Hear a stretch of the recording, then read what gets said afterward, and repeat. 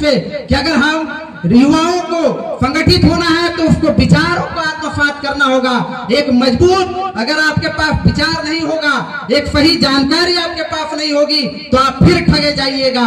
ये जो सवाल है कि भाई 1932 का खतियान का सवाल और ये 1932 की जो हम लोग कह रहे हैं, ये तो आज जयराम कह रहा है। हमको लगता है कि तमाम जो कम्युनिस्ट संगठन के लोग हैं ये बहुत पूर्व से कह रहे हैं, लेकिन क्या बात है कि आप उस बात पर गौर नहीं कर रहे हैं। कहीं ना कहीं या तो हम नौजवानों से संपर्क नहीं कर पा रहे हैं, नौजवानों को अपने विचारों से आत्मसात नहीं करवा पा रहे हैं। ये कमी हमारे ऊपर है, हमको इन कमियों को दूर करके आत्मसात करके आगे बढ़ना होगा।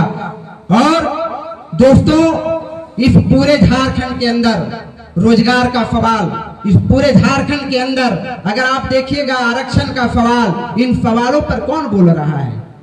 आरक्षण का सवाल को अगर आदिवासियों ने संविधान को समझा तो इस पूरे लोकसभा के अंदर आप जितने आदिवासी जो लोकसभा क्षेत्र थे उन तमामों में बीजेपी को शिकस्त मिला।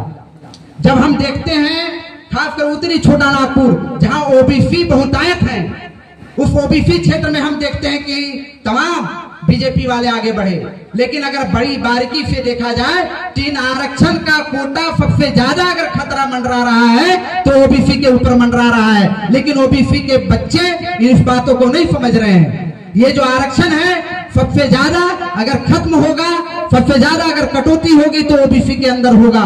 इसको समझाने की कोशिश हम लोगों का करना है। और हम समझते हैं कि अगर इन सब चीजों को एकत्रित कर हम आंदोलन में आगे बढ़ें तो निश्चित तौर पर हम एक बड़ी जन गुलबंदी कर पाए तो हम आगे बढ़ेंगे और जो तमाम हमारे खिलाफ की विचारधारा है उनको शिकस्त दे पाएंगे।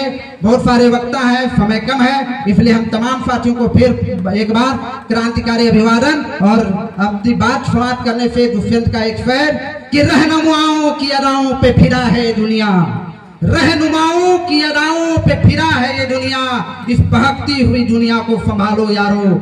कौन कहता है कि आसमां में सुराख हो नहीं सकता, एक पत्थर तो तबीयत से उछालो यारो, एक पत्थर तो तबीयत से उछालो यारो। धन्यवाद, लाल सलाम। बहुत बहुत धन्यवाद। अब आएंगे हमारे बीच में दीप रवानी जी और तैयार रहेंगे डॉक्टर कृष्णा गोप जी।